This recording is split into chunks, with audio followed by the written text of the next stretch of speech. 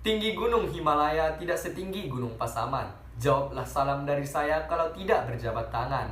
Assalamualaikum warahmatullahi wabarakatuh. Petir bukan sembarang petir. Petir menyambar rumah Gilang Dirga. Terima kasih yang sudah hadir. Tepuk tangan buat kelompok 3. Perkenalkan, saya Ahmad Sepriyadi dengan NIM 4312001101 sebagai perwakilan untuk membacakan hasil dari presentasi kelompok 3 dengan judul anti korupsi. Nah, tapi sebelum lanjut ke presentasinya, yang pertama yaitu kami berikan penghormatan sebesar-besarnya kepada Bapak dosen pembimbing kita, yakni Bapak John Erickson Purba, SPD, MPD, sebagai dosen pembimbing Bahasa Indonesia. Nah, setelah itu, yang pertama, kami akan memperkenalkan anggota kami, yakni yang pertama saya sendiri Ahmad Sepriyadi dengan NIM 4312001101 sebagai pembawa presentasi. Yang kedua ada Bisma Syadik Jiharkah dengan NIM 4312001100. Yang ketiga ada Pebi Rino Akbar dengan NIM 4312001119. Yang keempat ada Lamhot Manurum dengan NIM 4312001102. Dan yang terakhir ada Oki Ardiansyah dengan NIM 4312001099. Nah, itulah anggota dari kelompok kami. Langsung saja ke presentasi kami yang berjudul anti korupsi. Apa itu korupsi? Menurut Ibnu Santoso dalam buku Memburu Tikus-Tikus Otonom, korupsi adalah sebuah tindakan yang salah serta merugikan baik orang lain maupun negara. Dari segi sistematik, kata korupsi berasal dari bahasa Inggris yaitu corrupt. Dari perpaduan dua kata dalam bahasa Latin yaitu com yang berarti bersama-sama dan rumper yang berarti pecah atau jebol. Namun, berdasarkan Transparency International, korupsi adalah perilaku pejabat atau publik, main politik, serta para pegawai negeri yang secara tidak wajar dan tidak legal memperkaya diri mereka sendiri serta golongan yang ada hubungan kedekatan dengan dirinya. Ia melakukan tindakan tersebut dengan cara menyalahgunakan kekuasaan publik atau wewenang yang dipercayakan kepada mereka. Korupsi yang ada di Indonesia sudah merajalela dan mengalami perkembangan dari masa ke masa. Bicara tentang korupsi seakan tiada habisnya. Bagai jamur yang tumbuh di musim hujan. Itu terjadi karena adanya wewenang dan kekuasaan yang besar tanpa pertanggungjawaban yang jelas. Untuk mendapatkan kekuasaan, para pejabat atau calon-calon pejabat banyak yang melakukan korupsi dan berlomba-lomba untuk menikmati harta negara dengan semaunya sendiri. Entah dari skala yang terkecil sampai skala yang terbesar. Lemahnya hukum di Indonesia yang kurang tegas menyebabkan para koruptor tiada henti untuk melakukan tindakan korupsi. Belum tuntas kasus A, bermunculan kasus B, kasus C, dan sebagainya. Penyelesaian kasus yang lama dapat menyita waktu dan tenaga, bahkan biaya. Upaya pemberantasan tindak pidana korupsi yang dilakukan oleh pemerintah sampai saat ini masih terus bergulir. Walaupun berbagai strategi telah dilakukan, tetapi perbuatan korupsi masih tetap saja merebak di berbagai sektor kehidupan. Adapun faktor penyebab terjadinya korupsi, yaitu dibagi menjadi dua. Yang pertama yaitu faktor eksternal, yang kedua adalah faktor internal. Nah, untuk faktor internal meliputi aspek-aspek berikut ini. Yang pertama, aspek perilaku individu, sifat tamak atau rakus manusia. Korupsi bukan kejahatan kecil-kecilan karena mereka membutuhkan makan.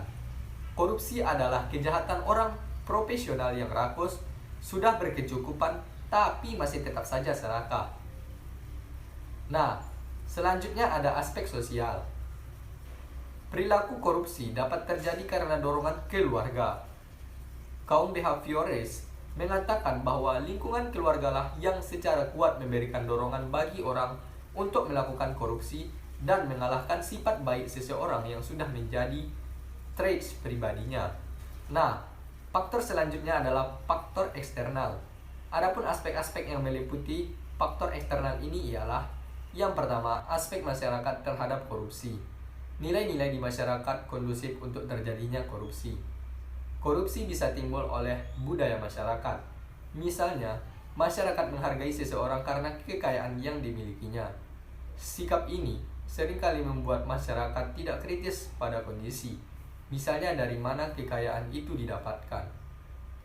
Masyarakat kurang menyadari bahwa korban utama korupsi adalah masyarakat itu sendiri. Masyarakat kurang menyadari bila dirinya terlibat korupsi. Setiap perbuatan korupsi pasti melibatkan anggota masyarakat. Namun, masyarakat kurang menyadari bahwa korupsi akan bisa dicegah dan diberantas bila masyarakat ikut aktif dalam agenda pencegahan dan pemberantasan korupsi. Aspek ekonomi. Pendapatan tidak mencukupi kebutuhan. Dalam rentang kehidupan, ada kemungkinan seorang mengalami situasi terdesak dalam hal ekonomi. Keterdesakan itu membuka ruang bagi seorang untuk mengambil jalan pintas, di antaranya dengan melakukan korupsi. Yang ketiga, ada aspek politis. Menurut Raharjo, bahwa kontrol sosial adalah suatu proses yang dilakukan untuk mempengaruhi orang-orang agar bertingkah laku sesuai dengan harapan masyarakat. Kontrol sosial tersebut dijalankan dengan menggerakkan berbagai aktivitas yang melibatkan penggunaan kekuasaan negara sebagai suatu lembaga yang diorganisasi secara politik. Kepentingan politis meraih dan mempertahankan kekuasaan sangat potensi menimbulkan perilaku korupsi. Yang keempat ada aspek organisasi. Posisi pimpinan dalam suatu lembaga formal maupun informal memberikan pengaruh penting bagi bawahannya. Jika pemimpin tidak bisa memberi keteladanan yang baik di hadapan bawahannya, misalnya berbuat korupsi, maka kemungkinan besar bawahannya akan mengambil kesempatan yang sama dengan atasannya. Nah, itulah dia faktor-faktor dari penyebab terjadinya korupsi. Nah, selanjutnya itu ada hukum yang diperoleh dari tindak pidana korupsi. Sesuai dengan definisinya, korupsi sebagai perilaku yang menyimpang merupakan suatu tindakan yang melanggar aturan etis formal yang dilakukan oleh seseorang dalam posisi penguasa. Korupsi cenderung dilakukan oleh orang yang memiliki kuasa atau wewenang terhadap sesuatu. Apabila seseorang tersebut tidak memiliki kuasa, kemungkinan kecil bagi dirinya untuk melakukan korupsi itu. Nah, dapat disimpulkan bahwa korupsi ini biasanya terjadi oleh orang-orang yang memiliki kuasa atau wewenang. Bahkan lebih kecil kemungkinan dilakukan oleh orang-orang yang tidak memiliki kuasa atau wewenang. Adapun upaya pemberantasan korupsi telah mulai direalisasikan dalam kerangka yuridis pada masa pemerintahan Habibie dengan keluarnya Undang-Undang Nomor 31 Tahun 1999 tentang pemberantasan tindak pidana korupsi yang menggantikan Undang-Undang Nomor 3 Tahun 1971 tentang pemberantasan tindak pidana korupsi. Alasan pergantian Undang-Undang Korupsi dari Undang-Undang Nomor 3 Tahun 1971 menjadi Undang-Undang Nomor 31 Tahun 1999 tentang pemberantasan tindak pidana korupsi dapat dilihat dalam Diktum Undang-Undang Nomor 31 Tahun 1999. Undang-undang tentang tindak pidana korupsi sudah 4 kali mengalami perubahan. Adapun peraturan perundang-undangan yang mengatur tentang korupsi yakni Undang-Undang Nomor 24 Tahun 1960 tentang pemberantasan tindak pidana korupsi. Kemudian Undang-Undang Nomor 3 Tahun 1971 tentang pemberantasan tindak pidana korupsi. Kemudian ada Undang-Undang Nomor 31 Tahun 1999 tentang pemberantasan tindak pidana korupsi, dan selanjutnya yaitu ada Undang-Undang Nomor 20 Tahun 2001 tentang perubahan atas Undang-Undang Pemberantasan Tindak Pidana Korupsi. Perbuatan korupsi tidak bisa dibiarkan berjalan begitu saja. dan seakan menjadi sebuah fenomena di negeri ini kalau suatu negara ingin mencapai tujuannya. Karena kalau dibiarkan secara terus-menerus, maka akan terbiasa dan menjadi subur. Seakan-akan perbuatan korupsi itu sah-sah saja dan akan menimbulkan sikap mental pejabat yang selalu mencari jalan pintas yang mudah dan menghalalkan segala cara. Untuk itu, korupsi perlu ditanggulangi secara tuntas dan bertanggung jawab. Adapun jalan untuk penanggulangan korupsi yang ditawarkan para ahli yang masing-masing memandang dari berbagai segi dan pandangan. Menurut Kaiden dalam Surjono 1980, memberikan langkah-langkah dalam menanggulangi korupsi adalah sebagai berikut ini. Yang pertama, membenarkan transaksi yang dulunya dilarang dengan menentukan sejumlah bayaran tertentu. Yang kedua, membuat struktur yang baru yang mendasarkan bagaimana keputusan itu dibuat. Yang ketiga yaitu melakukan perubahan atau perombakan organisasi yang dapat mempermudah masalah pengawasan atau monitoring dan pencegahan kekuasaan yang terpusat. Yang kelima yaitu bagaimana dorongan untuk korupsi dapat dikurangi, yakni dengan jalan meningkatkan ancaman dengan sanksi yang berat. Yang keenam yaitu korupsi adalah masalah nilai. Nampaknya tidak mungkin keseluruhan korupsi dapat diatasi, tetapi memang harus ditekankan sekecil mungkin agar beban korupsi organisasi maupun korupsi sistemik tidak terlalu besar.